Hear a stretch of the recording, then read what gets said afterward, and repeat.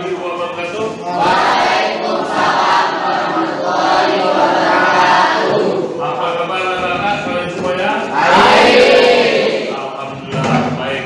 Nah, coba ketua kelasnya persiapkan saja dulu kelasnya. Siap. Ucapkan salam.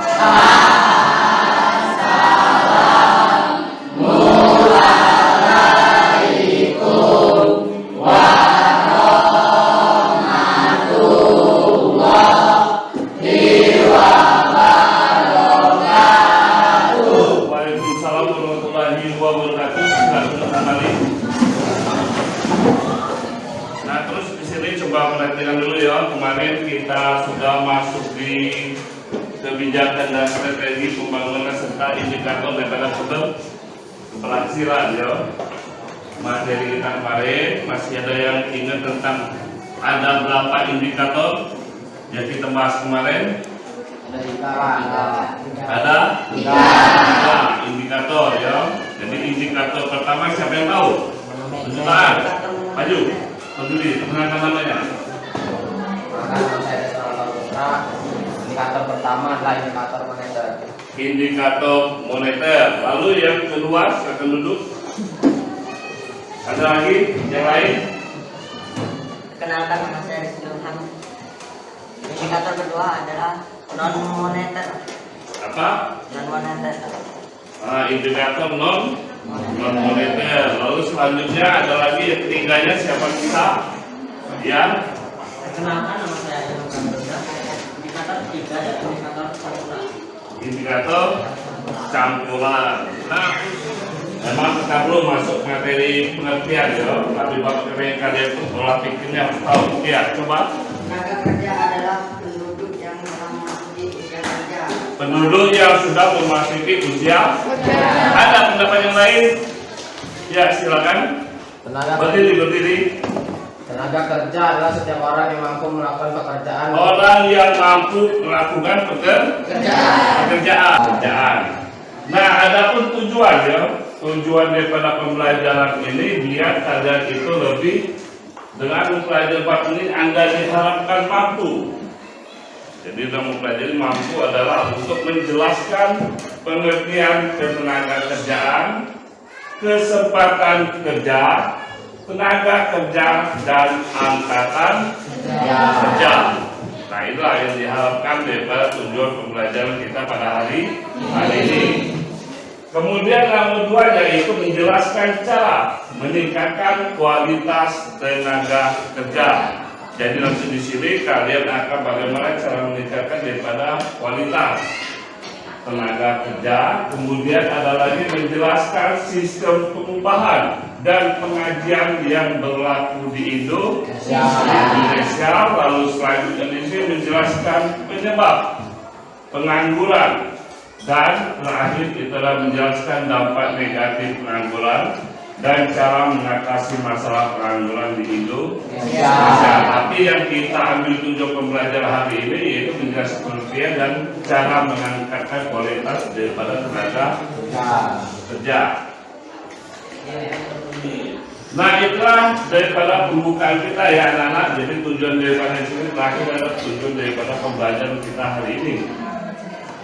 Yang sudah teman-teman sebutkan tadi yaitu semuanya sudah benar ya tentang masalah tenaga kerja, itu orang yang bekerja, orang yang sedang mencari pekerjaan, usia yang 15 sampai 64 tahun. Itulah disebut sebagai tenaga kerja. Umur kalian berapa? 15. Ada yang 15? Tidak ada? Ada ya?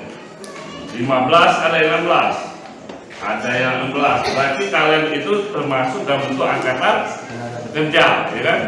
Tapi tidak dihitung. Karena kenapa? Karena kalian itu masih sekolah sampai mahasiswa. Kalian itu termasuk umur 15 sampai 64 tahun itu adalah dalam bentuk tenaga kerja. Tapi kalian tidak termasuk, kenapa? Kalau kalian masih sekolah ataupun masih kuliah. Setelah selesai baru nanti kalian akan menjadi tenaga kerja atau sedang mencari pekerjaan. Nah, selanjutnya di sini berdasarkan Undang-Undang Nomor 13 Tahun 2003, tenaga kerja adalah setiap orang yang mampu melakukan pekerjaan guna menghasilkan barang atau jasa. Jadi orang yang bekerja itu harus menghasilkan barang atau jasa. Apa itu bawaannya? Adalah pendapatan. Kalau menjual barang berarti kamu mendapatkan keuntungan. Kalau jasa berarti kamu mendapatkan upah. Jadi uang intinya ya, kamu jual barang atau jasa baik untuk memenuhi kebutuhan sendiri maupun untuk memenuhi kebutuhan masyarakat. Itulah pengertian daripada tenaga kerja. Lalu ada tenaga kerja ini, ada pengertian kedua daripada undang-undang ini yakni penduduk yang dianggap sanggup bekerja bila ada permintaan kerja. Mereka adalah penduduk yang berusia 15 tahun sampai dengan 64 tahun. Ini adalah tenaga kerja yang ideal. Ideal itu yang siap dipekerjakan sampai umur 64 tahun. Sedangkan kalau sudah lewat daripada umur 64 tahun, maka dia sudah pensiun. Sedangkan kalau di bawahnya itu belum bisa dipekerjakan karena di bawah umur. Nah, selanjutnya komposisi penduduk dan tenaga kerja. Penduduk. Ada tahu pengertian masalah penduduk? Apa? Penduduk adalah orang yang mengisi wilayah tertentu. Orang yang mengisi wilayah tertentu. Ada lagi yang pendapat yang lain? Penduduk atau warga suatu negara atau daerah bisa disebutkan menjadi dua. Nah, jadi penduduk yang tinggal di suatu daerah. Jadi intinya satu, penduduk itu seseorang atau warga negara yang tinggal atau bertempat tinggal menetap di atas satu tahun. Di dalam satu wilayah itu dalam satu wilayah dalam waktu satu tahun di atas, minimal di atas. Jadi misal juga dikatakan penduduk Lubuk Linggau, misalkan dia datangan dari Palembang, cuma belum tentu dia menjadi penduduk di Lubuk. Juga mungkin dia berwisata saja. Jadi dia di bawah 1 tahun bisa dia pulang lagi ke Palembang, maka secara otomatis itu bukan namanya penduduk Lubuk Linggau. Jadi kalau memang dia ingin bertempat tinggal, lalu dia ingin mencari pekerjaan, nah itu disebut penduduk Lubuk Linggau ya. Itulah pengertian daripada nama penduduk. Nah, penduduk ini terbagi menjadi dua, yaitu penduduk usia kerja dan penduduk di luar usia kerja. Itulah yang Bapak jelaskan tadi, penduduk usia kerja. Berarti penduduk usia kerja itu berumur dari 15 sampai 64 tahun. Itu umur idealnya untuk bekerja. Nah, selain daripada itu, itulah penduduk di luar usia kerja. Berarti hitungannya mulai di bawah 15 tahun dan di atas 64 tahun itu tidak lagi dipekerjakan atau penduduk di luar usia kerja. Nah, penduduk kita bahas sekarang penduduk di usia kerja. Ada namanya angkatan kerja. Lalu ada juga yang namanya bukan angkatan kerja. Nah, angkatan kerja ini terdiri daripada menganggur, lalu bekerja. Yang bukan angkatan kerja adalah kalian, yaitu yang masih sekolah, kemudian lulus rumah tangga, lalu yaitu penerima pendapatan.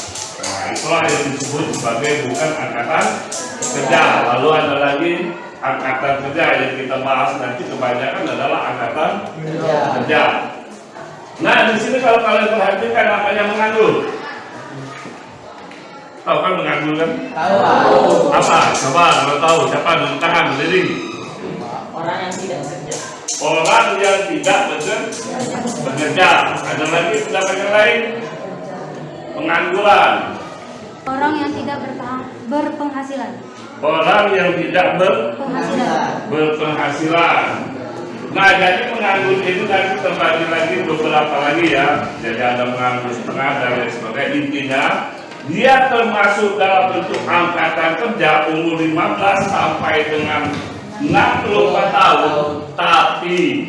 Tapi berbilang ada yang memang ingin membuat diri yang menganggur sendiri, tapi ada yang belum bernasib baik. Jadi orang menganggur itu disebut menganggur itu adalah orang yang sedang mencari pekerjaan dan belum mendapat pekerjaan. Itu teman bilang tadi belum ada dapat penghasilan. Jadi dia itu disebut menganggur juga orang yang sedang mencari pekerjaan. Ada yang ingin menganggurnya, dia jelas itu. Nah, lalu di sini juga ada yang bukan angkatan kerja, yaitu kalian sekolah sampai dengan kuliah. Walaupun umurnya sudah 22 tahun atau 25 tahun, dia masih kuliah, itu bukan termasuk daripada angkatan kerja, karena dia masih sekolah atau kuliah. Ya. Lalu mengurus rumah tangga, memang dia ikhlas masuk dalam bentuk angkatan kerja, walaupun dia masuk kategori umur adalah 15 sampai dengan 64 tahun.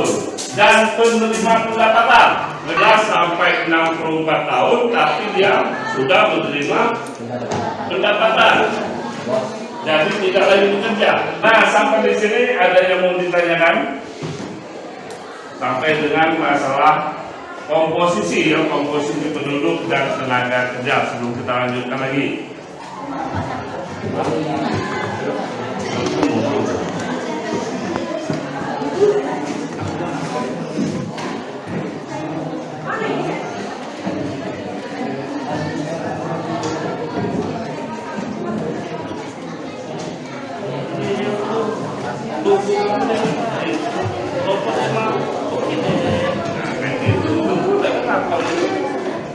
Makin berat beratnya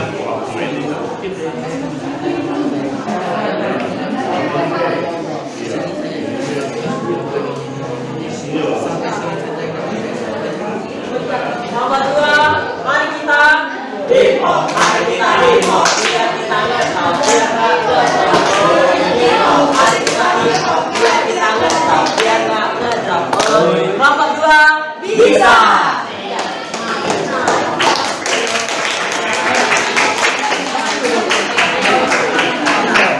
Assalamualaikum warahmatullahi wabarakatuh. Saya dari Bapak mau berdoa ingin menjelaskan tentang masalah kedua, masalah praktik ekonomi tenaga kerjaan dan pandang yang sangat besar. Perbedaan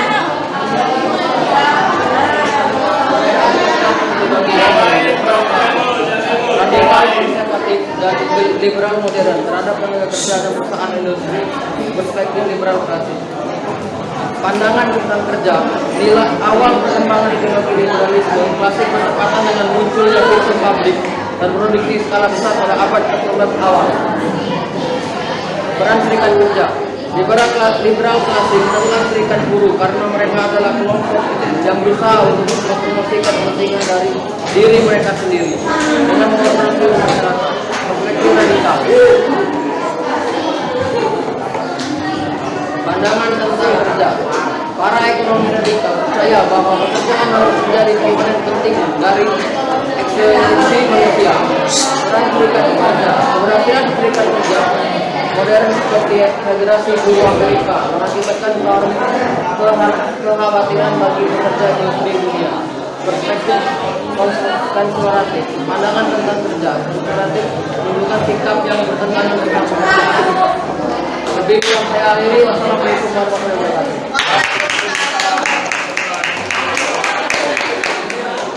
Nah, sampai di sini itulah kesimpulan kita dalam materi kita hari ini. Tidak ada yang mau dipertanyakan lagi atau mau bertanya? Alhamdulillah, berarti sudah jelas semua. Berarti nanti untuk pertemuan kita minggu depan itu mulai masuk pada kategori pengangguran ya. Bapak akhir dulu. Wassalamualaikum warahmatullahi wabarakatuh.